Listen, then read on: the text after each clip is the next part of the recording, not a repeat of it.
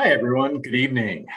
Welcome to our advisor webinar for tonight. My name is Noah Borton, Senior Director of Educational Programs, and excited for the opportunity to join you all today, and excited to have the opportunity to share with you a little bit about what we have going on with our kind of latest update on the Membership Outcomes Assessment. This is now year 6 here with our membership outcomes assessment, and definitely some, I think, interesting data to go through and looking at how things have shifted in the last year. And I think clearly, I think this is a year that, obviously there's been some things going on. So I think this is a year where looking at some of the data is pretty interesting to try to understand maybe how the DU membership experience has been impacted since we last did the survey in kind of winter spring of 2020, and then we collected this data in winter spring 2021. And so I think really kind of a good kind of start and end point there for looking at kind of what members have been experiencing, and hopefully maybe can gain some insights into how kind of as volunteers, as staff members, as advisors, and as a support system for chapters and for undergraduates, we might be able to better meet student needs here in the upcoming year. So like I said, I work with educational programs, and so clearly with that work with also our assessment initiatives through the fraternity, and have been on staff for almost 10 years now, coming up on the 10-year anniversary next month, but have been working with the dyad assessment, working with our partners with dyad here for 6 years now, and so have a pretty good track record with kind of following how our data has developed and finding new ways to kind of utilize the data to really illuminate new things and how we can understand what's going on both at the individual level as well as the chapter level, and even certainly on the international level as well. So I think we'll go ahead and get things moving forward and jump right in. And I know that probably a number of folks have been a part of some of these webinars in the past, or maybe have seen a presentation from Gentry, one of the individuals we work with through dyad, or myself at maybe an RLA or a leadership institute. So probably familiar maybe with some of the language and some of the concepts. So I won't do a full deep dive on maybe everything, but I am going to do a little bit of an overview of the 4 Brotherhood measures that we look at, the Brotherhood schema, and talk a little bit about kind of what we're seeing in shifts in those variables. And then there's a couple of different data points that I think are particularly illustrative of some things maybe that we're seeing in terms of shifts from last year to this year, and some things that might speak to relevance of what's going on now. There's a couple other caveats as we're getting into this. Also want to highlight, clearly it's important to contextualize this data, right? I think we cannot look at the numbers in isolation from where they come from, right? So we have to understand that this data was collected in, January to March of 2021. We have to understand, what was going on in the undergraduate experience, and we have to understand that, chapters and chapter members were in the midst of maybe dealing with kind of restrictions in kind of social activity on campus, restrictions in maybe being able to be on campus or be in person, gathering limitations, virtual schooling. Some individuals were not even on campus at all and may have been back home, or, not even in the same city as their campus. And so, I think we have to take all of that into consideration as we look at the data, and we have to understand that the students were coming at this from a large variety of experiences and a large kind of variety of lenses through which they were kind of understanding their membership and their experience throughout the year. So I think that's just one important thing that we have to look at. And clearly, I think we'll probably have a better understanding of the impact of all of this, a year, 2 years, 3 years down the road. But We don't want to just sit around and wait 3 years to understand what's happening. And we want to try to capture some of the data that we have at our disposal now so that we can at least, start to open up some of that conversation and hopefully get some information in your hands that might be able to better inform some of your work and your decision making as volunteers for the fraternity. All right, so let's go ahead and jump in on the Brotherhood schema data. So the first measure we're going to look at here is the solidarity measure. So this is Brotherhood best described as brothers are there for one another, brothers have one another's backs, right? So this is kind of that aspect of Brotherhood of providing support, brothers being there for one another. And this is one of those measures, as you might recall, where we're kind of looking for that sweet spot, kind of in that 3.3 to 3.8 range, where we generally find that it supports kind of the healthiest brotherhood environment.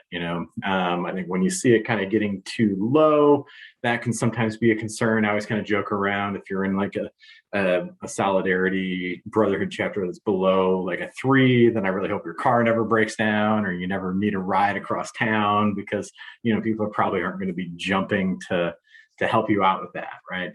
Whereas conversely, when you see this get too high, there is that idea of having my brother's back no matter what, that can maybe become a problematic concept, and that there are times when maybe the brother might be in the wrong, or where there should be an accountability mechanism in place, or where there should be some type of different action taken. And you see that type of mentality kind of start to become associated with maybe some more aggressive behaviors and some more high-risk behaviors that we would probably not want to see encouraged within a chapter environment. So if we look at our data here, you can see that we've had a pretty consistent score over the last 3 years. I included 2019, 2020, 2021 here, from a 3.57 to a 3.62. So not a lot of shifting there. We've consistently been below the national mean. And so just kind of as an organization, that's an area we're probably in a pretty good spot. And you can see there hasn't really been a whole lot of impact on that in the last year, which is probably a positive that you would expect. Moving on to the next one, shared social brotherhood, kind of brotherhood best described as brothers have a good time and do fun things together. And so this is another one where we're looking for that to be in kind of that ideal range of a 3.3 to a 3.8. Again, brotherhood should be an enjoyable experience, and you want to develop relationship and connection around having shared experience through kind of mutually enjoyable and mutually agreeable activities, right? And so you don't want to see that be too low, where the chapter members don't have that social connection and don't, enjoy one another's company and doing fun things together. But you also get concerned when that becomes too high. And in those environments, I think you start to get worried about the connections within the chapter and relationships really becoming overly centralized around the social connection, maybe at the expense of other aspects of the relationship and other aspects of the fraternity membership. So you can see here, again, this one's been very kind of consistent for us. They're at a 3.82 this year. Still, you can see we're below the national mean there. And so that is kind of on the higher end of the ideal range, but you still feel pretty good about that on the organizational level, especially in comparison to some of our peer groups. We did see an increase in chapters above a 4, so I think that's probably something to keep an eye on. And kind of along with that, you saw an increase in social status importance, which is a measure of kind of how much importance members place on kind of standing within the campus social hierarchy, right? And so I think sometimes you see that's a measure that when that really goes up can become problematic for a chapter if they're really valuing like campus social norms and really allowing external social pressures to dictate kind of success for the chapter and dictate decision making for the chapter, rather than defining success internally based on the mission and principles of the fraternity and then acting upon that, right? So I think that's also something probably to just keep an eye on as we move forward in the upcoming year. I think that, certainly could expect that maybe some groups have seen an increase because maybe they couldn't really do a whole lot besides have some social experiences in the last year, as some other aspects of chapter operations maybe took a decline. I think another angle on this would also say that from an encouraging perspective, this could have been an area where you might have expected things to just really tank. If we had, kind of gathering restrictions in place, you had campuses where maybe the guys weren't even on campus, or maybe situations where, guys who lived outside of the house weren't able to come over and visit the house. You couldn't have activities at the chapter house. And so to see that overall we saw a pretty consistent level of that shared social brotherhood, and clearly members still found a way to have a social connection with one another, and members still found a way to have a social experience with one another, which I think we would generally find to be probably an encouraging sign and a positive from this last year, and something that hopefully should set us up for then being able to kind of build around that and build in the other aspects of the chapter experience as things open up more in the future. The third aspect we're looking at here is the Brotherhood Belonging. And so this is that idea of brotherhood best described as my brothers value and appreciate me. So my brothers kind of have a genuine connection with me, kind of understand who I am and value me because of that. And this is where you kind of get into that like home away from home idea. And you can see in the last year, we did take a pretty good dip there. So down to a 4.18 puts us pretty far below the national mean as well. You see kind of our higher groups, we had 5 chapters above a 4.5, but we did see a pretty widespread decrease. And you see this is an important variable because we see this really be correlated with our commitment measures and member engagement. And so we'll take a look at those measures a little bit here in a minute. But clearly, this is something I think that is going to be a priority in the next year, and something that we're really looking to emphasize through recruitment process, through brotherhood engagement, through associate member education, that really focusing on making members feel welcome, valued, appreciated, helping to establish that sense of home within the fraternity is going to be something that's going to be a priority and something that's going to be important in the next year moving forward. Similarly, in looking at the accountability measure, we also saw a dip here in the last year. And this is that idea of brotherhood best described as my brothers make me a better man by holding me to high standards. So ideally, this would kind of be above a 4.3, probably similar to the belonging measure. And I think when we're looking at this variable, we're not just thinking about like formal accountability systems, we're also thinking about kind of that informal culture of accountability, both in terms of like, hey, don't do that, the corrective action, but also in terms of, kind of like building each other up, right? Like challenging each other to achieve more, or kind of, understanding that my brothers recognize things in me that maybe I don't even see in myself, and kind of challenge me to live up to those standards that they see for myself, or help me achieve more, right? So then you see a brotherhood connection kind of built off of that. And so we did see a decrease in the number of chapters that were kind of above like a 4.5 in this regard, and you see that we're pretty well below the national mean there. So that's going to be another area that's a priority in the upcoming year. Just a quick slide here on kind of the ideal brotherhood pattern. So kind of looking for that solidarity in kind of the mid-3, shared social maybe a little bit higher, but still in kind of that mid-3 range. Then belonging and accountability kind of more up toward like a 4.3 to a 4.5 in sort of this ascending pattern is generally what we're looking for, is kind of that ideal brotherhood pattern that really usually speaks to a pattern that is indicative of like a healthy brotherhood environment that's most likely to foster like a strong brotherhood connection and a positive brotherhood environment to be a part of. So that's generally kind of the aspiration that we're kind of working toward. I mentioned that we'd look a little bit more at some of the commitment measures earlier. And I think this is something that's probably pretty interesting to look at, especially in light of some of the challenges of the last year. And so affective commitment is the first one I want to look at. And this one is a measure of kind of commitment built on affinity, right? So I remain a member of the fraternity because I love DU, because I have an affinity and emotional connection to the fraternity. And so you can see on this one, we're a little bit below the national mean here. And we did see a dip here in 2020, although a little bit higher than we were in 2019. I'll come back to that in a second. Another measure here is the normative commitment. And so this is more of like a sense of obligation, right? Like I made a commitment to the fraternity, and so I am going to live up to my commitment, kind of understanding my responsibility and upholding my responsibility to the organization. And so here you saw actually this stayed pretty consistent with last year.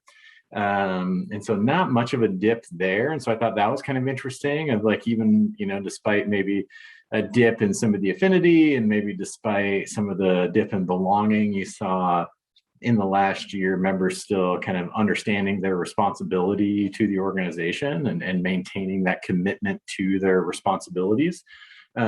Which is probably an encouraging sign. We were below the national mean on that and have kind of consistently been so. So clearly that's something to continue to work on as we talk about like establishing expectations for membership, making sure from the recruitment process, even all the way up through maybe being a chapter officer, you understand your role, understand expectations and make a commitment to upholding those expectations. But still encouraging to see that we didn't really see a dip there.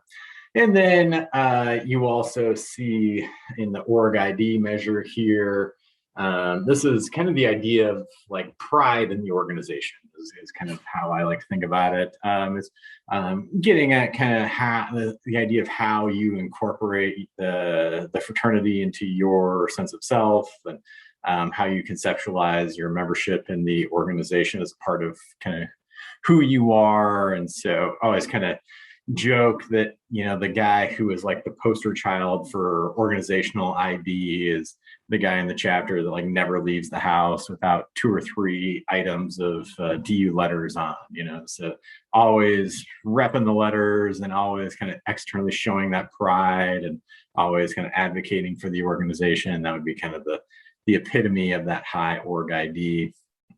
And so again, you saw a little bit of a dip here in the last year, kind of back to around where we were in 2019, a little bit below the national mean on this measure as well.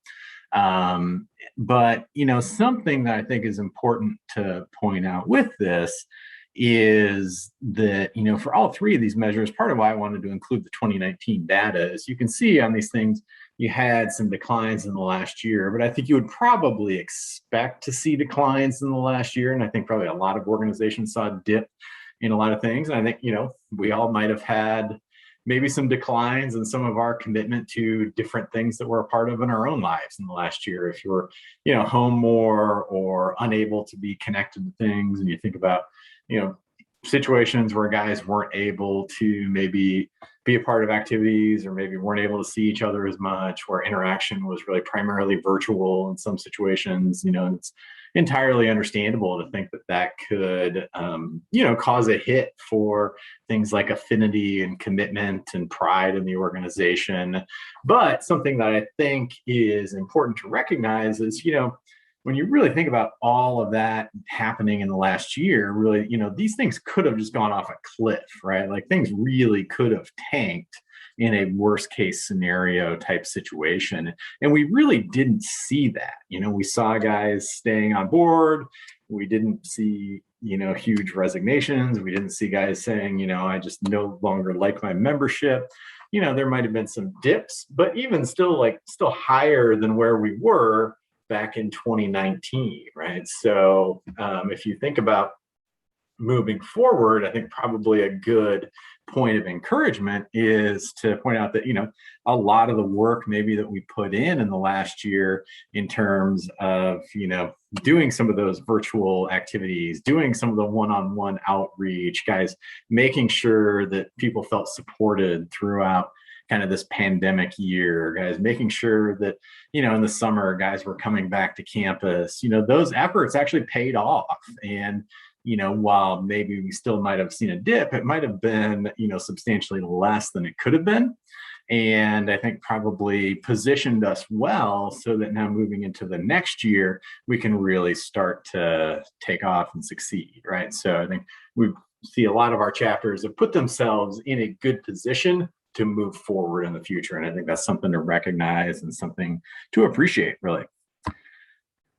So another measure to look at here, this is related to satisfaction. This is actually kind of a metric that you'll see in like marketing and stuff sometimes, net promoter score. So it's really kind of getting at the idea of, the degree to which members are willing to be, outward promoters of the organization. Like, I'm so satisfied with my experience that I will promote this experience to others, or maybe I'm so dissatisfied that I will actually be a detractor of the experience. And so it's kind of a calculation of that creates this net promoter score.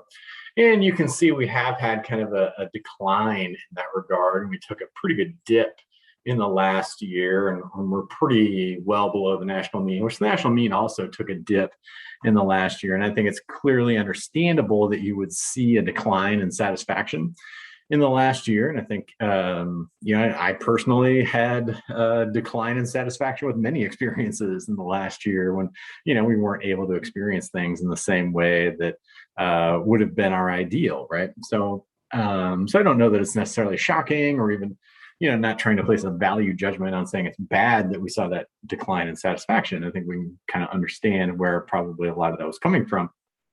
But it's important to just understand what our members are saying and understand maybe that, this could be representative of attitudes and experience of members at this point, and know that maybe a priority moving forward will need to be understanding what are the needs of those members, where is it that satisfaction is kind of taking a hit, and really trying to focus in the upcoming year in meeting those needs and kind of trying to drive and increase satisfaction for members to get that back up. And I think that will also go right in line with some of the stuff we were talking about earlier in terms of like belonging and accountability. If members feel more connected, more engaged, feel like this is their home, they're appreciated here, then you'll likely see improvements in that satisfaction measure as well. So, all right, and we'll power through a couple of other things, and then I'll reference a couple of questions that I've received if we have a little bit of time here at the end. So I think also probably interesting just to take a look at some of the data that we have around the impact of COVID. So we did add in 7 questions related specifically to how has COVID just impacted you or your own personal experience. And I think this could be pretty informative for volunteers and just thinking about what is going on in the lives of our members. So asked a couple of questions around financial impact. So the first one here, as a result of the pandemic, has your financial situation changed? And so 39% of individuals responding said that it was either significantly worse or somewhat worse. So pretty sizable percentage there, indicating like, yeah, I have taken a financial hit. I've lost some money in the last year due to the pandemic. And then 32% saying that they had an adverse impact, significantly or somewhat worse for their family's financial situation. So, looking at 1 in 3 members identifying that their family has had a negative financial implication in the last year. So that's certainly meaningful to think about as we think about, where our members are at in entering this academic year. And somewhat related to that, also, we had 57% of members, so certainly well over half of our membership, said they've lost out on work or internship opportunities due to COVID. And so I think pretty important to think about some of the implications for that. Some of that clearly is going to be financial. I think some of that is also clearly going to be career development and networking, as maybe students might have missed out on some of those summer internships last summer and this summer that normally would have helped them develop some kind of confidence in their career choice, help them develop some of their kind of professional career network, help line them up for potential jobs after graduation. And so, something to think about for chapters might be if there are things that they can do to help connect members to resources on campus through career services, to make sure members are getting involved in career fair type activities, to maybe engage alumni to do some kind of career night, or kind of mock interviews, or kind of learning about your profession kind of nights. Just ways to maybe at least try to make up for some of the things that guys might not have experienced through some of those internship opportunities. And that might be a way to utilize the fraternity to help provide some value for the member experience there. So one thing to think about there. Also had a couple of questions on just how it's impacted like their chapter operational experience. And so 57% said either moderately to a great extent in terms of the degree to which COVID has impacted their chapter recruitment. And so probably not surprising there based on what we had seen in the last year in terms of, recruitment activities going online, kind of gathering size being restricted, not being able to have people over to the chapter house, or not being able to do activities on campus, not having access to things like freshman move-in or freshman orientation. And so clearly members were feeling that, and members were feeling like, there was an impact on how the chapter recruits,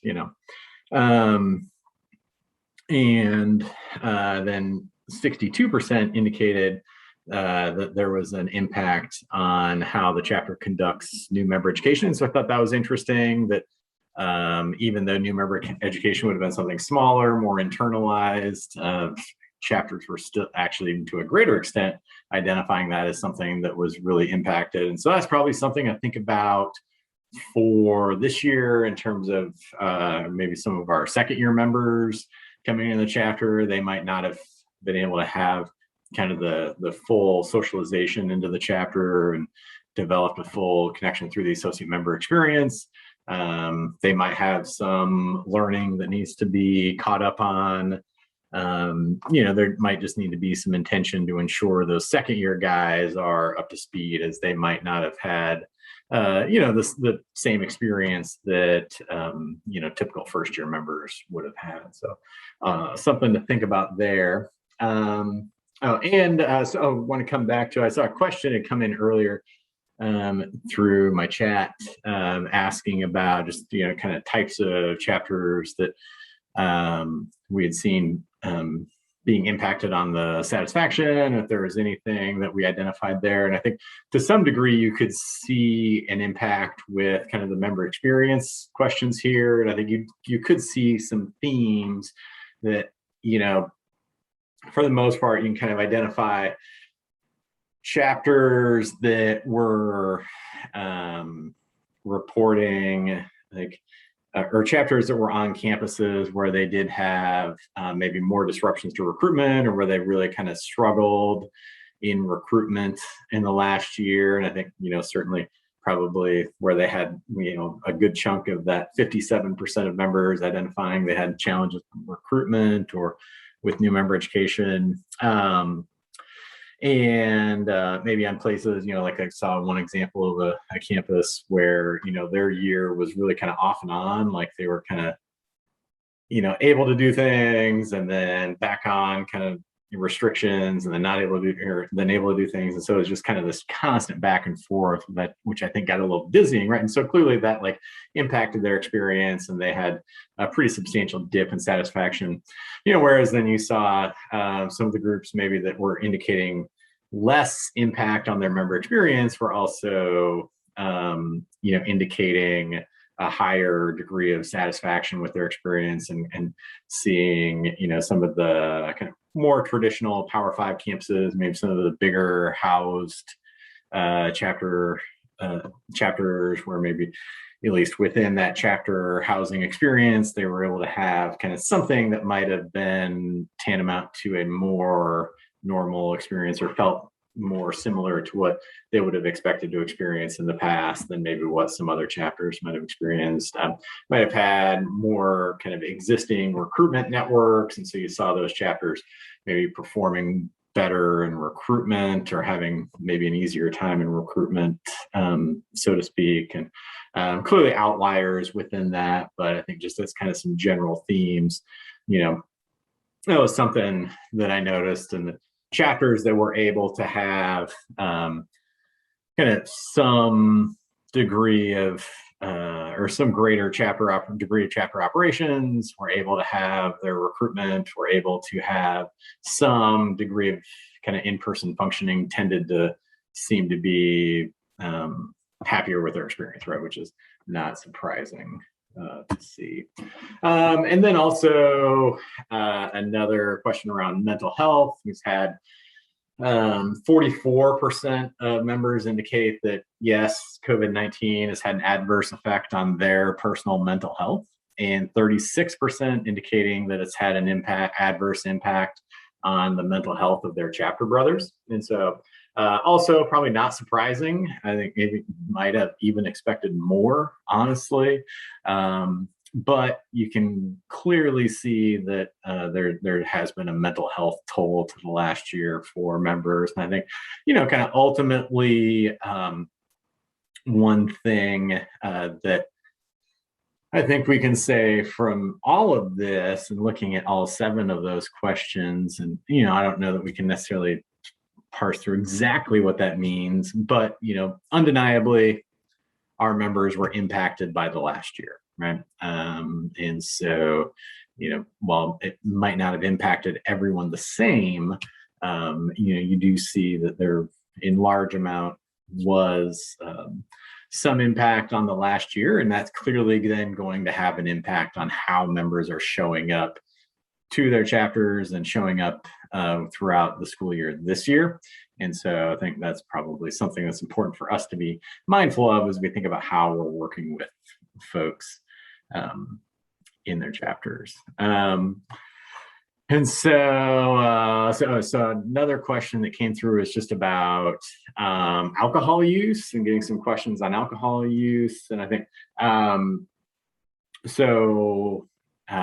didn't put that in the presentation, but have been looking at that a little bit. And so I think a couple of interesting pieces. One, so for DU, actually, we saw in the last year overall, our alcohol use measures went down a little bit, which is actually a little different than what we saw with some of the national trends. I know that Dyad, the company we work with, they put out a white paper last year that had showed from their groups doing the assessment in the fall that those groups had actually demonstrated an increase in alcohol consumption and binge drinking rates from kind of 2020 from kind of fall 2019 to fall 2020, right? So kind of a pre-COVID to a during COVID measure.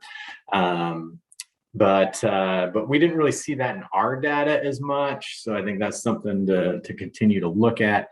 One thing that we did see that was interesting, and I was just talking to some folks with Dyad about this morning. They did a secondary analysis, and this was for kind of their whole data set. So it's, over 10,000 or about 10,000 responses that they were looking at, but they're kind of breaking it out by categorization of levels of drinkers based on this audit scale that they use on this one measure that we look at.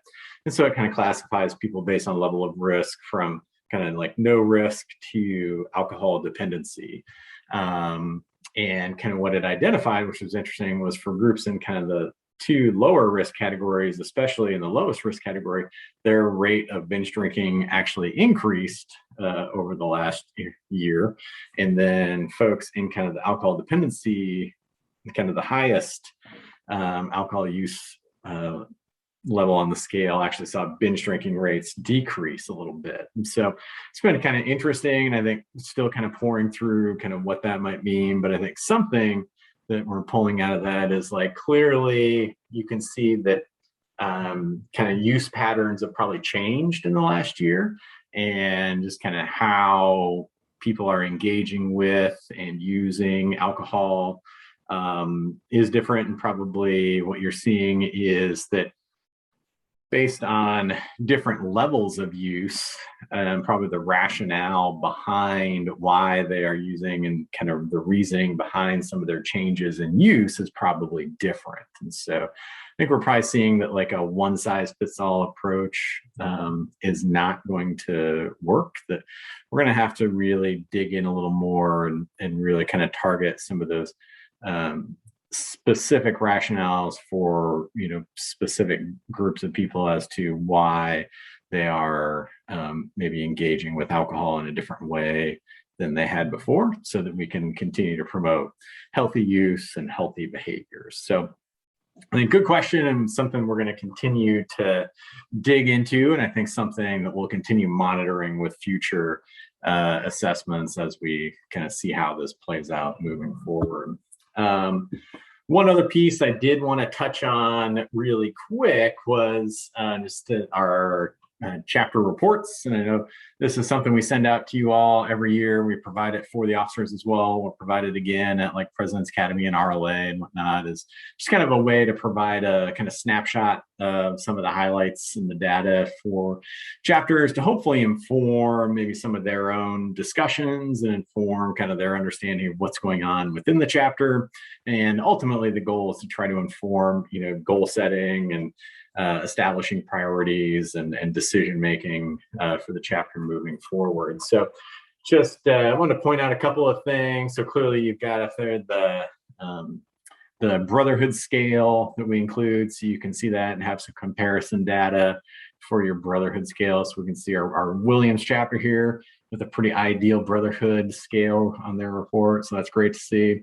Then we also include a snapshot of a few highlights from the data. We don't include every data point, because I think if I included, kind of all 40 or 50 measures for every chapter, that could get a little overwhelming. I can certainly provide that for you. If you would like to see it, feel free to contact me. At borton@deltau.org, or find my information on the website, deltau.org. And I can certainly follow up with you and provide you with more extensive reports on the chapter data. But I found reporting it in this way and just providing some highlights sometimes can be a little bit more digestible. So you can see we provide a few chapter strengths and provide kind of the DU average and try to give you that as a way to contextualize a little bit. Also provide a couple of areas, maybe there can be areas for improvement, areas where the chapter might be below average, or maybe didn't score as well, or things that maybe need to be a priority in the upcoming year. And then also provide some of the areas of greatest change, as I think sometimes that can be pretty informative in looking at just, how did attitudes or behaviors shift in the last year? And sometimes that can really be indicative of some things that are going on within the chapter that might be helpful for you in understanding then what the chapter needs to be working on. So then also provide a brief couple paragraphs of analysis. Clearly, there's probably a lot more that we could get into, but just want to provide something that's easily digestible, gives you a couple of highlights, a couple of key points to think about to start some discussion and give you a few prompts to start thinking, and then a few opportunities for improvement. And clearly this is not an all exhaustive list, but again, a few bullet points that can give you some operational ideas of things that will speak directly to some of the areas for improvement for the chapter, and give the chapter some ideas of things to maybe adapt to kind of their own personal situation as they're working on their action plans and ideas for the upcoming year, right? So Just a couple of thoughts on how you as an advisor or as a volunteer can utilize the chapter report. I think certainly encourage you or a chapter officer to present the data as part of a chapter or executive board retreat. And I like, being able to just kind of put it out there for a group and have them like think about it, talk about it, like use it to inform goal setting, use it to create talking points maybe for recruitment or for like a chapter presentation, use it to identify programming priorities for the upcoming year. You can use that as an opportunity to seek additional member input. If you're having a situation where maybe members don't feel like they have a voice, members aren't feeling as engaged, using the data or the chapter data report can be a way to maybe foster some dialogue and open up some discussions that then can actually engage those member voices in a new way. Another thing that I think can be important is like look at some related variables. So if you're looking at some social measures, you might want to look at like social status importance, or look at how some things might be figuring into that. Or if you're looking at commitment, you might want to look at, well, what's going on with our belonging and our satisfaction that might also be having an influence on our commitment, right? And ultimately, I think it creates some opportunities for discussion and problem solving. And, I always like to say that, really this provides an opportunity to open up a discussion, right?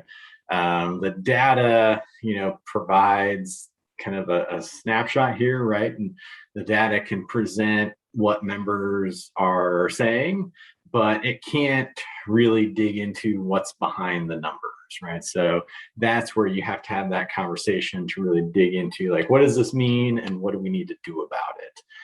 So some questions that I think you can ask as part of that discussion that can be helpful is, for areas of strength, why are we doing well in this area? Maybe for areas that improved or declined, what's something that's changed in the last year?